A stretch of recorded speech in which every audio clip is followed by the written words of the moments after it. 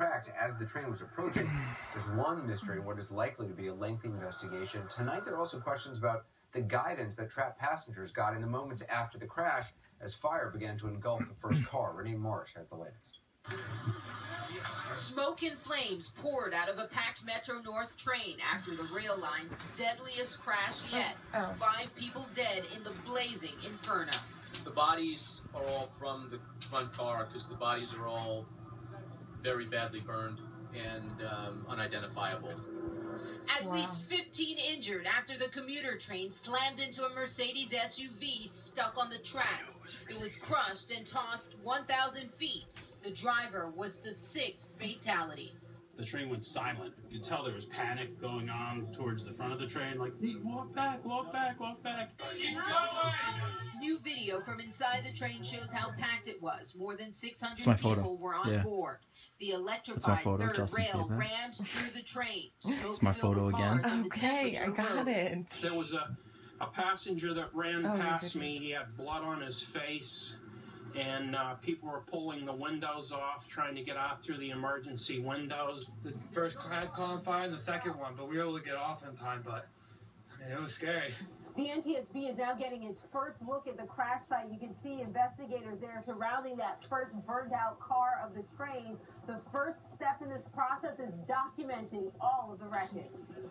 Investigators have the train's event recorders, which will tell how fast the train was traveling and when brakes were applied. They're also examining the rail crossing signals. We know that we want to send somebody to look at the signals, the rail traffic signals, the highway signals, as well as the crossing arms. And each of those devices has a recorder on it. Those recorders have already been secured.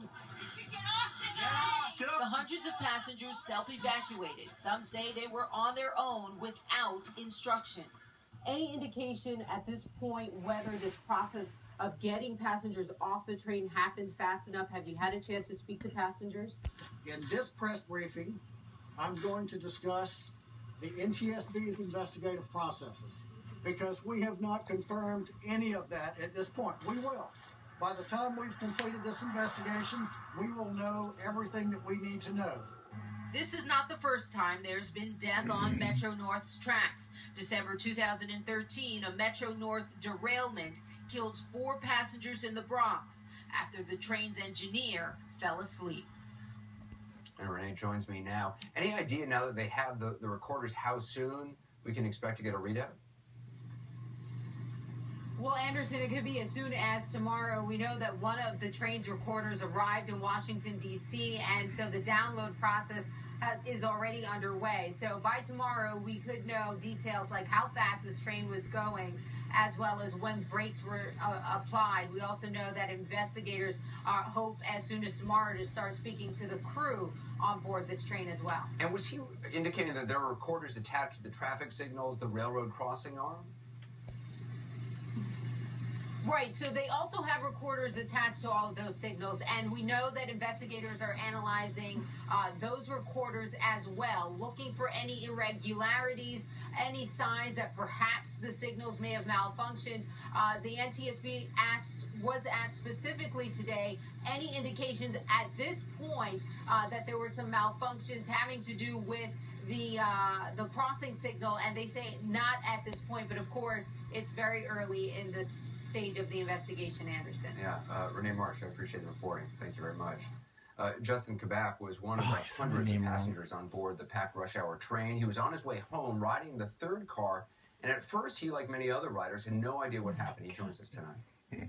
First of all, I'm so glad you're doing okay. Just kind of take us through what happened. When did you realize something was going wrong? I appreciate that, Anderson. Basically, as I said earlier, I was kind of riding the train home. I was kind of in my own zone, not really paying attention, when all of a sudden the train came to a complete stop. I think maybe because I was actually in the third car, not the first car. I really didn't feel the impact of the vehicle. The trains can be fairly bumpy to begin with, but that's right when it stopped. I think I realized something was wrong because the engine cut off, the air cut off.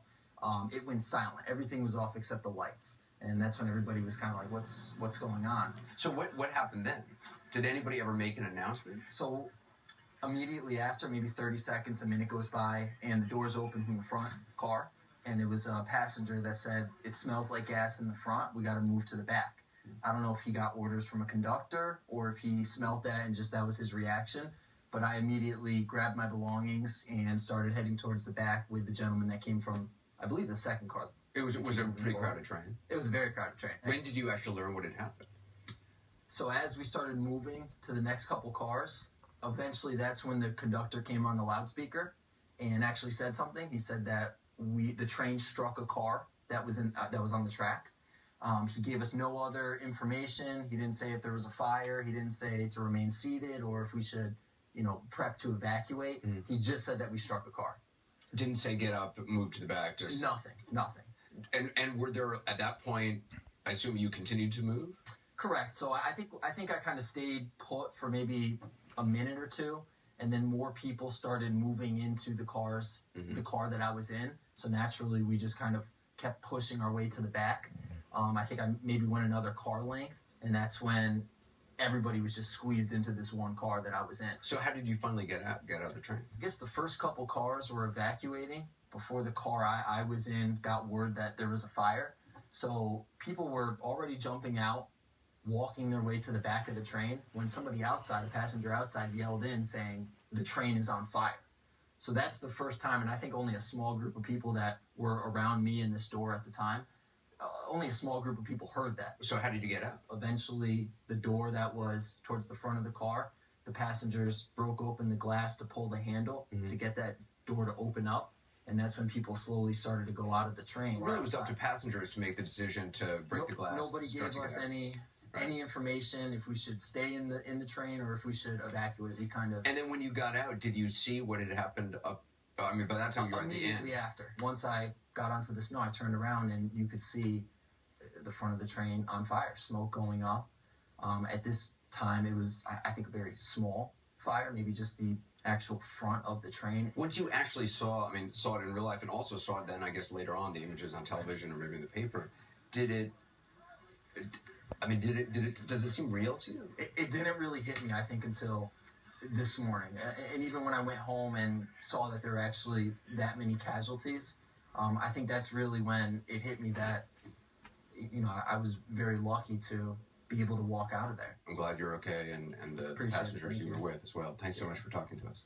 Anytime, Anderson. It was a pleasure. Yeah, very lucky indeed. Up next, an incredible story of survival emerging from the wreckage